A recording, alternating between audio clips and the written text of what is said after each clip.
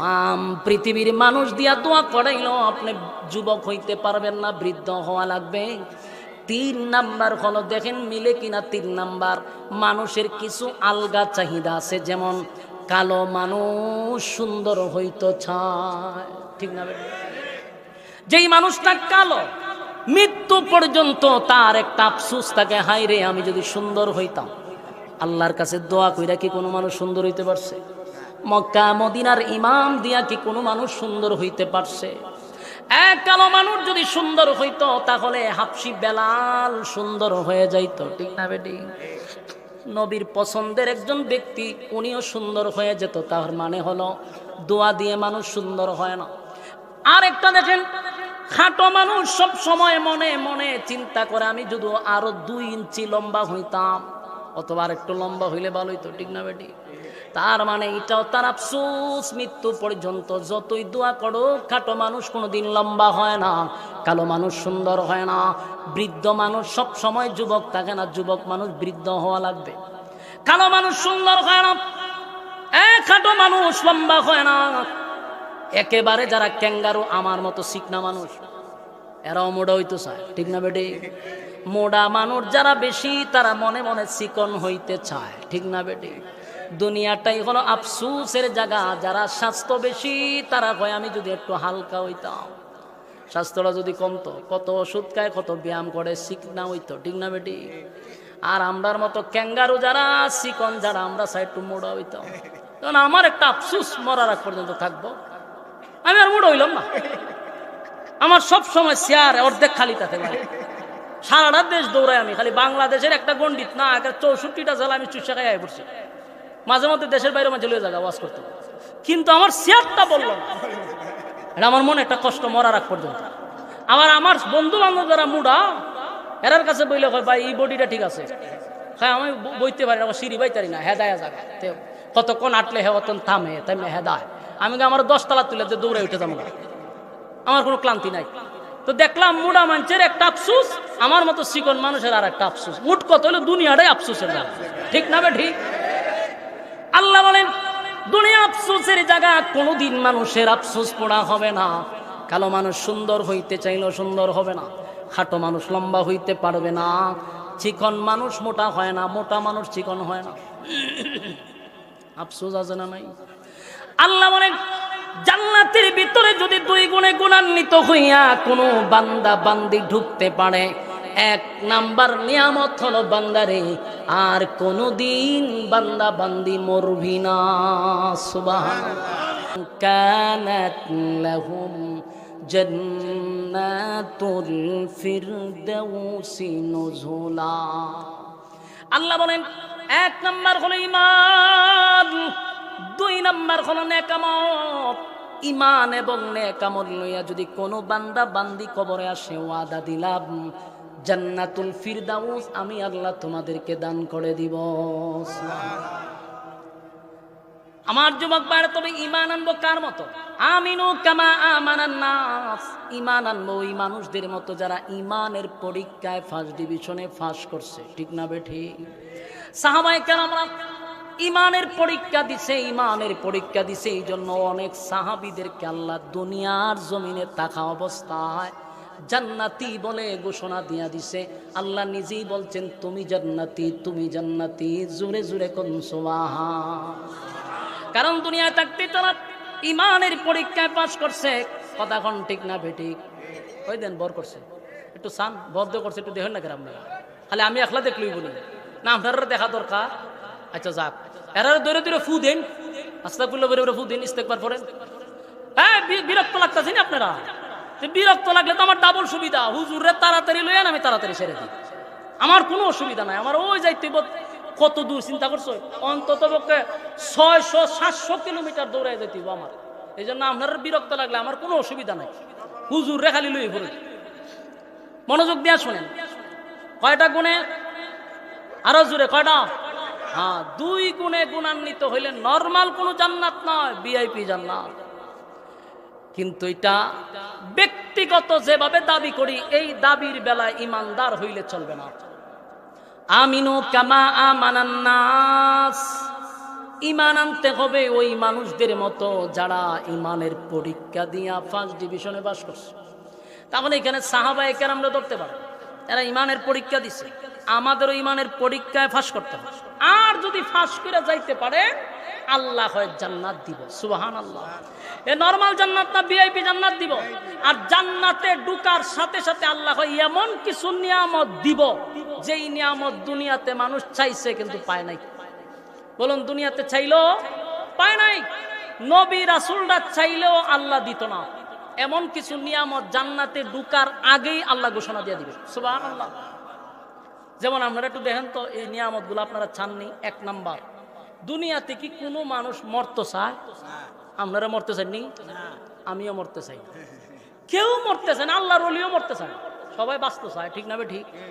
আচ্ছা, এখন যদি আমি কই যে মক্কা এবং মদিনার দুইজন ইমাম সাহেব রাইনা দরজা লাগাইয়া তোরা হুম 1 মাস খালি দোয়া করবেন, হুজুর আল্লাহ যেন আমার মরণ না দেয়, দোয়া কবুলিব নি? কবুলিব? যতই দোয়া করেন মরণ থেকে পালাইবার কোনো সুযোগ। তাহলে আমরা মরতে চাই না, কিন্তু মরতে হবে। কথা কই না দি? 1 নাম্বার, পৃথিবীর কোনো মানুষ মরতে চায় না, মরতে চায় না, কিন্তু মরা লাগবে। মরা লাগবে। যতই দোয়া করেন এই দোয়া কোনোদিন কবুল হবে না, মানুষ মরতে হবে রে। 2 নাম্বারটা দেখেন মিলে কিনা। 2 নাম্বার হলো কোনো মানুষ বৃদ্ধ হতে চায় না। বৃদ্ধ হতে চায় না। বৃদ্ধ আপনারা হইতে চাননি? হ্যাঁ, কথা কেন? দাড়ি যদি সাদা থাকে এটার নিয়ম তো সেলুন কালা করে লই করে। ঠিক না বে ঠিক? যদি দিঘায় চাচা কিতা ঘটনা কিতা চেহারা দিয়ে আরেক জাত লাগে, নাহলে বুড়া দেখা যায়। হয়েছে সাদা দাড়ি আছে, খালা বানাই দিছে। উদ্দেশ্য হলো বৃদ্ধ হতে চায় না। তার মানে 1 নাম্বার হলো মানুষ মরতে চায় না, 2 নাম্বার হলো মানুষ বৃদ্ধ হতে চায় না, কিন্তু বৃদ্ধ হওয়া লাগবে। তাম পৃথিবীর মানুষ দিয়া দোয়া করাইলো আপনি যুবক হইতে পারবেন না, বৃদ্ধ হওয়া লাগবে। 3 নাম্বার হলো দেখেন মিলে কিনা। 3 নাম্বার, মানুষের কিছু আলগা চাহিদা আছে, যেমন কালো মানুষ সুন্দর হইতে চায়। ঠিক না? যেই মানুষটা কালো মৃত্যু পর্যন্ত তার একটা আফসোস থাকে, হায় রে আমি যদি সুন্দর হইতাম। আল্লাহর কাছে দোয়া কইরা কি কোনো মানুষ সুন্দর হইতে পারছে? মক্কা মদিনার ইমাম দিয়া কি কোনো মানুষ সুন্দর হইতে পারছে? এক কালো মানুষ যদি সুন্দর হইতো তাহলে হাবশি বেলাল সুন্দর হয়ে যাইত। ঠিক না বেটি? নবীর পছন্দের একজন ব্যক্তি উনিও সুন্দর হয়ে যেত। তার মানে হলো দোয়া দিয়ে মানুষ সুন্দর হয় না। আর একটা দেখেন, খাটো মানুষ সব সময় মনে মনে চিন্তা করে আমি যদি আরো 2 ইঞ্চি লম্বা হইতাম, অথবা আর একটু লম্বা হইলে ভালো হইতো। ঠিক না বেটি? তার মানে এটাও তার আফসোস, মৃত্যু পর্যন্ত যতই দোয়া করো খাটো মানুষ কোনোদিন লম্বা হয় না, কালো মানুষ সুন্দর হয় না, বৃদ্ধ মানুষ সব সময় যুবক থাকে না, যুবক মানুষ বৃদ্ধ হওয়া লাগবে। কালো মানুষ সুন্দর হয় না, খাটো মানুষ লম্বা হয় না। একেবারে যারা ক্যাঙ্গারু আমার মতো চিকনা মানুষ, এরাও মোটা হইতে চায়। ঠিক না বেটি?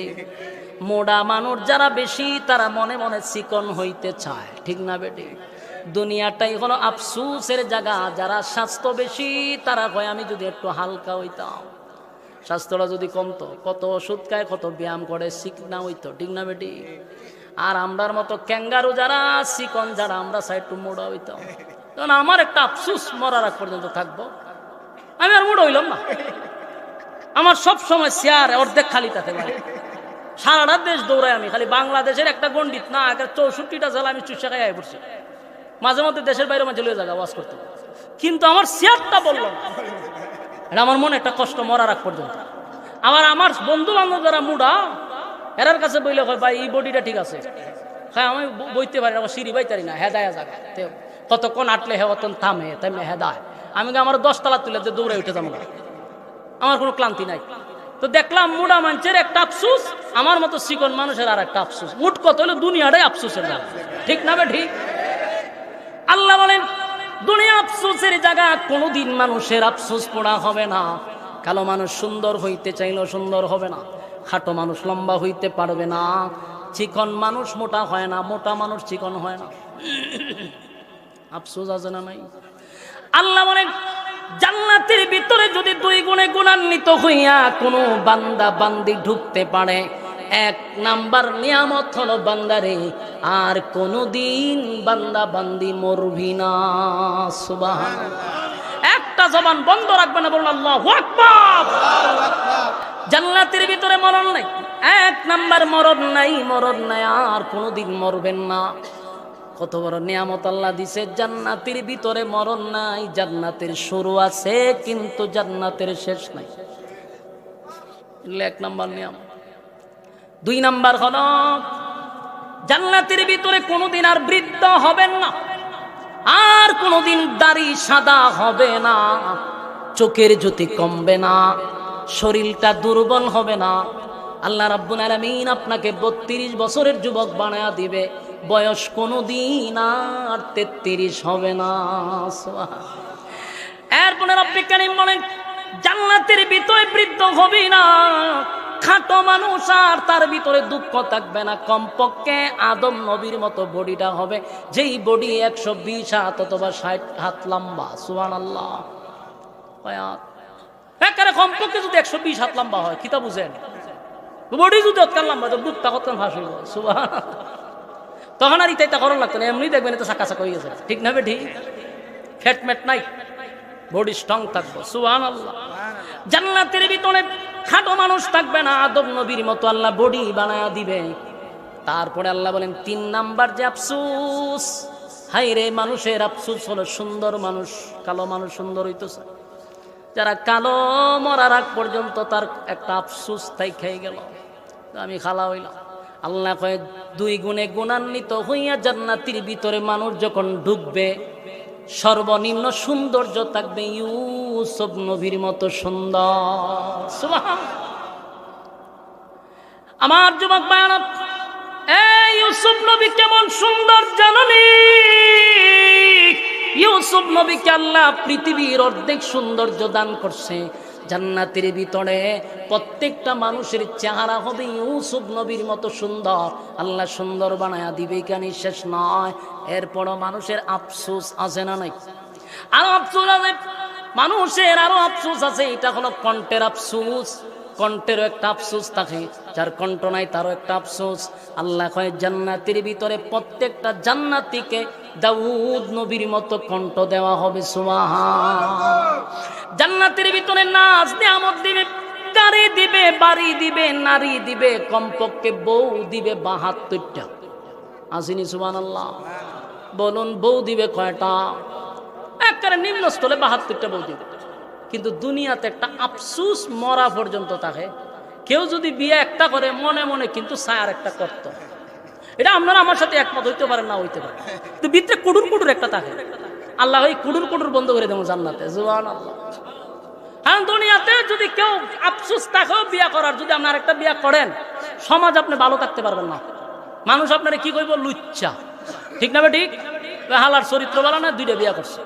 অথচ আপনি চিন্তা করেন, এই বাংলাদেশে প্রেম প্রীতি করেন যায় 10টা কইরা, মিনিমাম 10টা 15টা প্রেম করে, জানলে হয়তো এক বয়সে পোলাবানে করে। এটার নাম হলো এনজয়। বলুন এটা কি? এনজয়। প্রেম করলে কয় এনজয়, বিয়া করলে কয় লুচ্চা। এটা পশ্চিমাদের কালচার বাংলাদেশে এরা প্রতিষ্ঠিত করতে চায়। হালালটাকে বাংলাদেশের মানুষের কাছে এটাকে হারাম পর্যায়ে পৌঁছায়া দিছে, আর হারাম জিনিসটাকে মানুষের কাছে হালালে পর্যায়ে নিয়ে গেছে। বিয়া হালাল জিনিস, সেটাকে হারামের পর্যায়ে নিয়ে গেছে। আর যত জানা ব্যভিচার এগুলাকে ওপেন করে দিছে। এমনকি 14ই ফেব্রুয়ারিতে সমস্ত প্রেমিক প্রেমিকাকে একত্রিত করার জন্য রাষ্ট্রীয়ভাবে আপনাকে সুযোগ করে দিছে। ভাদ্র মাসে যেমন কুত্তা দিবস আছে, ফেব্রুয়ারিতে প্রেম প্রীতির দিবস আছে। ঠিক না ঠিক? এই সমস্ত অপকর্ম থেকে আল্লাহ আমাদেরকে হেফাজত করে দান। এগুলো পশ্চিমাদের কালচার, এটা বাংলাদেশের কালচার নয়, বাংলাদেশের মুসলমানদের কালচার। এগুলোর থেকে আমাদের সাবধানে থাকতে হবে। রাজি আছি ইনশাআল্লাহ? আল্লাহ বলেন জান্নাতের নিম্ন স্থলের বউ থাকবে 72টা। সুবহানাল্লাহ। জান্নাতের ভিতরে আল্লাহ রাব্বুল আলামিন বলেন 1 নাম্বার তো মরণ দিব না। দুনিয়াতে মরতে চায় নাই, জান্নাতে মরণ নাই। বৃদ্ধ হতে চান নাই, জান্নাতে বৃদ্ধ হবেন না। লম্বা হতে চাইছিলেন, 120 হাত লম্বা বানায়া দিবে। সুন্দর হইতে চাইছিলেন, ইউসুফ নবীর মতো সৌন্দর্য দিবে। সুবহানাল্লাহ। এরপরে রব্বুল কারীম বলেন বান্দারে রাজত্ব চায়। দুনিয়াতে অনেকেই রাজত্ব চায়, যে চেয়ারম্যান হইতে চায়। সবাইকে চেয়ারম্যান হওয়া সম্ভব? ইউনিয়নের সবাই চেয়ারম্যান হয় না, একটা ইউনিয়নে একজন হয়, ঠিক না বেঠিক? কেউ এমপি হইতো চায়, বলুন তানার কি সবাই এমপি হইতে পারে? একজন হয়, কিন্তু মনে মনে হগুলোরই আছে, ঠিক না বেঠিক? আল্লাহ কয় রাজত্ব চায় মানুষ, রাজত্ব চায়, চেয়ার চায়, জান্নাতের ভিতরে কমপক্ষে নিম্ন স্তরের জান্নাতীকে এই পৃথিবীর 10টা পৃথিবীর সমান জান্নাত দিবে। বিরোধী দল নাই, একা রাজত্ব করবে, আপনাকে এলামানোর জন্য পিছন দিয়া কেউ লাড়াছাড়া করবে না। জান্নাতের ভিতরে আল্লাহ রাজত্ব দিবে একা। এবার আসুন, সব ঠিকঠাক আছে, আপনার যদি চরিত্রটা ভালো না থাকে। বাঙালির যে চরিত্র, 4 বছরের শিশুর থেকে নিয়ে 80 বছরের বৃদ্ধা পর্যন্ত সোনার বাংলাদেশে রেহাই পাচ্ছে না, ঠিক না ঠিক? জানা বেবিচার এতটা বড় বাড়ছে, প্রশাসন কন্ট্রোল করতে পারতেছে না, এদেশের সরকার পর্যন্ত নিয়ন্ত্রণ করতে পারতেছে না। এর একটাই মাত্র কারণ, কোরআনের আইন চালু করেন, আল্লাহর কসম একদিনে সারা বাংলাদেশে দর্শন বন্ধ হয়ে যাবে।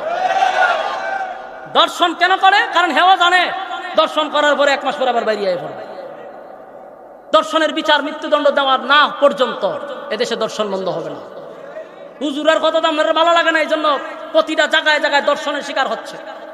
সরকারকে বেকায়দা ফালানোর জন্য চেষ্টা চালিয়ে যাওয়া হচ্ছে। তো আপনারা কেন এই আইনটা চালু করেন না? বলে আর তা কিছু করি আর না করি, অন্তত দর্শন যারা করবে তাদেরকে মৃত্যুদণ্ড দেওয়া হবে।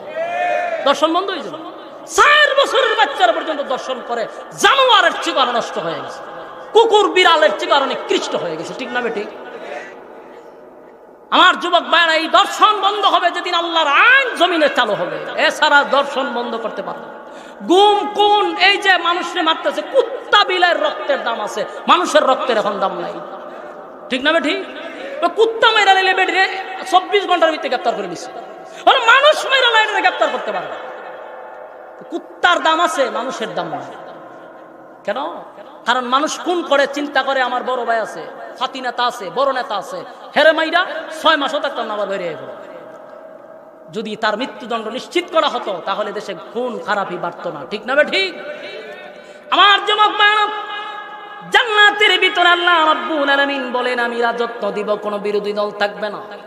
আমার যুবক ভাইরা, জান্নাতের ভিতরে আল্লাহ এই যে সমস্ত নিয়ামত আমাদেরকে দান করবে সবই দিল, কিন্তু চরিত্র যদি ভালো না থাকে লাগবে নি দরবার? কথা কই না, চরিত্র ভালো না থাকলে জান্নাতের ভিতর দরবার লাগবে। কারণ বউ দিবে এর জন্য 72টা করে, এর চরিত্র ভালো না, এ আরেকজনের হুট টাইন না দরজা লাগালিব, কোন জানা। এই জন্য আল্লাহ হয় এই চরিত্র জান্নাতে দেওয়া হবে না।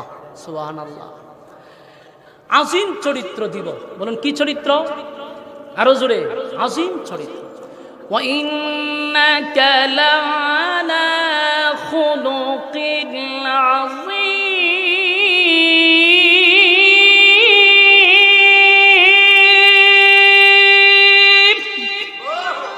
আজিম চরিত্র, যেটা আমার নবীর চরিত্র। সুবহানাল্লাহ।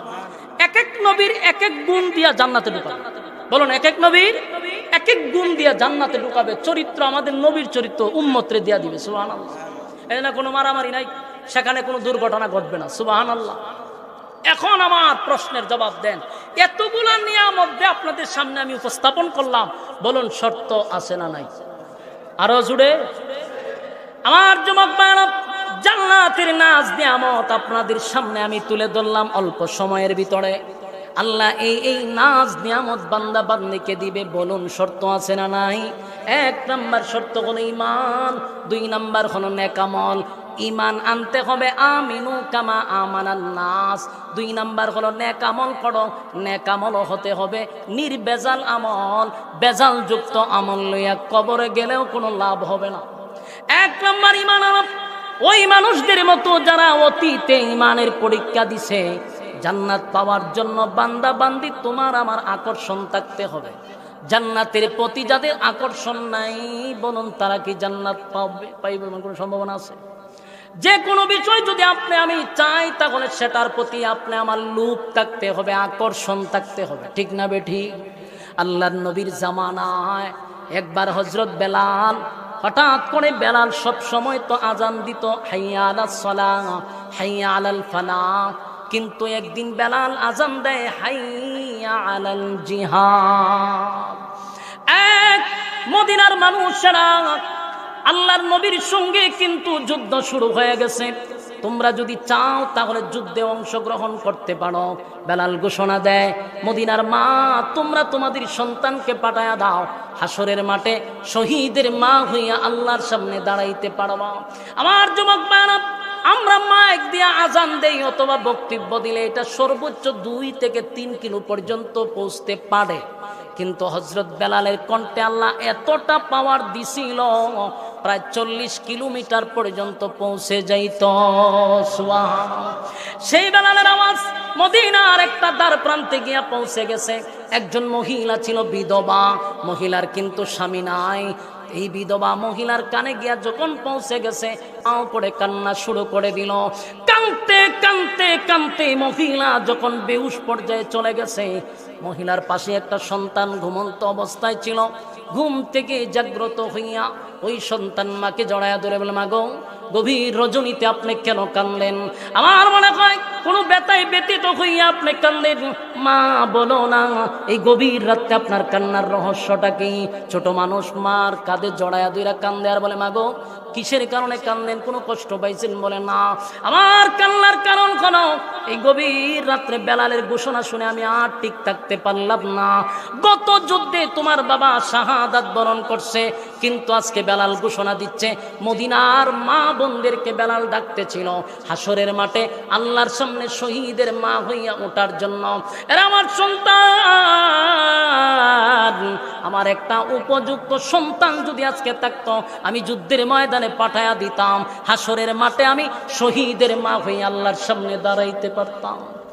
কিন্তু আমার কপালটা এতই খারাপ, আমার কিন্তু উপযুক্ত সন্তান নাই, আমি আল্লাহর সামনে শহীদের মা হইয়া দাঁড়াইতে পারবো না। এই ব্যথায় ব্যতীত হইয়া আমি কান্দি, এই ব্যথায় ব্যতীত হইয়া আমি কান্দি। ভাইয়ারা আমার, চিন্তা করেন জান্নাতের প্রতি তাদের কি পরিমাণ আকর্ষণ, তারা জান্নাত চায়। আল্লাহ বলেন, যারা চায় আমি তাদেরকে জান্নাত দেই। সাহাবায়ে কেরামরা এমনি পরীক্ষায় উত্তীর্ণ হয় নাই। একটা বিধবা মহিলা হাসরের মাঠে শহীদের মা হইয়া ওঠার জন্য হাউমাউ করে কান্না শুরু করে দিল। কান্নার আওয়াজ শুনে এই ছোট্ট নাবালক বাচ্চাটা মার কাঁধে জড়ায়া ধরে বলে, মা গো, এই জন্য বুঝি আপনি কান্দেন? এই জন্য আপনার কান্না? না, আপনার কান্নার কোনো প্রয়োজন নেই। এখনো আমি বেঁচে আছি, আমি প্রয়োজনে যুদ্ধের ময়দানে যাব, আমি শহীদ হব, আমার মাকে আমি শহীদের মা বানাবো। অথচ বাচ্চাটার বয়স কিন্তু এখনো 15 হয় নাই, বালেগ হয় না। এই বাচ্চা মাকে সান্ত্বনা দে, মা গো, শহীদের মা হইতে আপনার মন চায়, আমি না আছি এখনো, আমি শহীদ হব, আমি আপনাকে শহীদের মা বানাবো। এই কথা শোনার পরে মহিলা ফজরের পরে বাচ্চাটাকে কুলে লইয়া নবীর সামনে গিয়া হাজির হয়ে গেছে। ডাক দিয়া বলে, আল্লাহর পয়গম্বর, আমার স্বামী গত যুদ্ধের ময়দানে গিয়া শাহাদাত বরণ করছে। বেলাল গত রাত্রে ডাক দিছে, মদিনার মা বোনদেরকে উদ্দেশ্য করে বলছে, শহীদের মা হইতে চাইলে যেন তাদের সন্তানকে পাঠায়া দেয়। আগার আমি যে আমার উপযুক্ত কোনো সন্তান না, তাই আমি আমার এই বাচ্চা লইয়া আপনার সামনে হাজির হইছি। আল্লাহর নবী তাকায়া দেখে একেবারে ছোট বাচ্চা, তরবারিও তার থেকে অনেক বড়। নবী বললেন, মা গো, এই বাচ্চা যুদ্ধের ময়দানে নিয়ে কি হবে? আমি তারে দিয়া কি করব? তরবারির চেয়েও তার অবস্থান আরো নিচে, আমি তারা নিয়ে কোন কাজে লাগাবো? আল্লাহর নবী তারে সুন্দর করে বুঝাইলেন, কিন্তু মহিলা বুঝে না, মানেও না, শুনেও না। পিছনে গিয়া লাইনে দাঁড়ায় গেছে। সাহাবায়ে কেরাম লক্ষ্য করে দেখে পুরুষের লাইনে মহিলা দাঁড়ায় আছে। দৌড়ায় গিয়া বলেন, মা গো, আল্লাহর নবী না আপনারে বুঝাইছে, আমরা ছোট বাচ্চাদেরকে এলাও করি না, নাবালক বাচ্চাকে তো প্রশ্নই আসে না, আপনি কেন এখানে দাঁড়াইলেন? মহিলা কয়, আমি হাসরের মাঠে শহীদের মা হইয়া দাঁড়াইতে চাই। আল্লাহর নবীর সাহাবীরা মহিলাকে কত না বুঝাইল, কিন্তু মহিলা বুঝে না, মানে না, শোনে না। চেঁচামেচির কারণে আল্লাহর পয়গম্বরের কান পর্যন্ত যখন আওয়াজটা পৌঁছে গেল, পয়গম্বর এসে বললেন, সাহাবীরা রে, কিসের জন্য তোমরা এত চেঁচামেচি করতেছিলা? বলে, হুজুর কত না বুঝাইলেন, এই মহিলা তো বুঝে না, মহিলারে বুঝাইলেও মানে না, দেখেন না কতভাবে বুঝাইলাম, কিন্তু মহিলার কথা হলো এই বাচ্চাকে যুদ্ধের ময়দানে পাঠাবে। আল্লাহর নবী বলেন, মাগো আপনাকে না বললাম এত ছোট বাচ্চা যুদ্ধের ময়দানে নেওয়া হয় না, কেন আপনি দাঁড়াইলেন আর কেনই বা বাধা দিচ্ছেন? বলে, নবী গো, আমি জানি আমার এই ছোট্ট বাচ্চা যুদ্ধের ময়দানে কোনো কাজে আসবে না, কোনো কাজে লাগবে না, কিন্তু একটা কাজে লাগবে আমি জানি। যুদ্ধের ময়দানে আপনি নবী যখন যাবেন সাহাবায়ে কেরামদেরকে নিয়ে, তখন হয়তো আপনার উপরে আক্রমণ চলবে, আপনি নবীকে তীর মারা হবে, আপনি নবীকে তরবারির আঘাত করা হবে গো নবী। আপনার উপরে একটা তীরের আঘাত পড়লে আমরা বরদাস্ত করতে পারি না, আপনি তীরের আঘাতগুলি আটকানোর জন্য একটা ঢালের প্রয়োজন হতে পারে।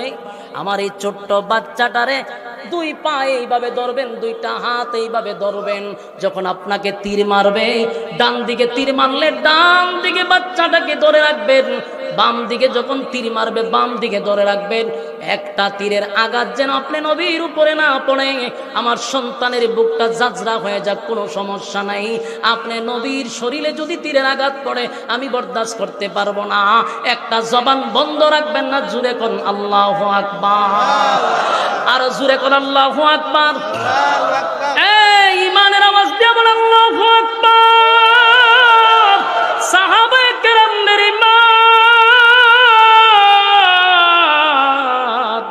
সাহাবায়ে কেরামদের ঈমান, আল্লাহর নবীর চোখ দিয়া পানি চলে আসছে রে। নবীজি তাকায়া দেখে জান্নাতে যাওয়ার জন্য এই মহিলার এত আকর্ষণ, জান্নাতে যাওয়ার জন্য এই মহিলা পাগল পাগল হয়ে গেল, নিজের সন্তানকে ডাল স্বরূপ নবীর কাছে তুলে দিল। আল্লাহর নবী মহিলাটারে বুঝাইলেন আর বললেন, মাগো আপনি কেন এইভাবে ছোট মানুষের মতো আবদার করতেছেন? নবী বুঝাইলেন, বাচ্চাটা বড় হোক, তারপরে হয়তো বা যুদ্ধের ময়দানে যাবে, এত ছোট বাচ্চা যুদ্ধের ময়দানে এলাও করা হয় না। আমার যুবক ভাইরা, মা বুঝলেন বাচ্চা লইয়া যখন রওনা দিছে, কিন্তু বাচ্চাই তো বুঝে না।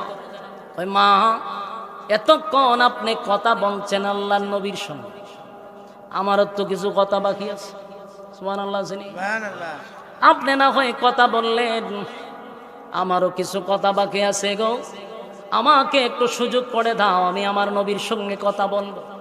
বাচ্চাটা মাত্র 8 থেকে 9 বছরের বাচ্চা দৌড়াইয়া আল্লাহর হাবিবের সামনে গিয়ে আবার দাঁড়াইছে, ডাক দিয়া বলে, নবী গো, কোনোভাবে কি আমার মায়ের আফসোসটা পোড়া করা যায় না?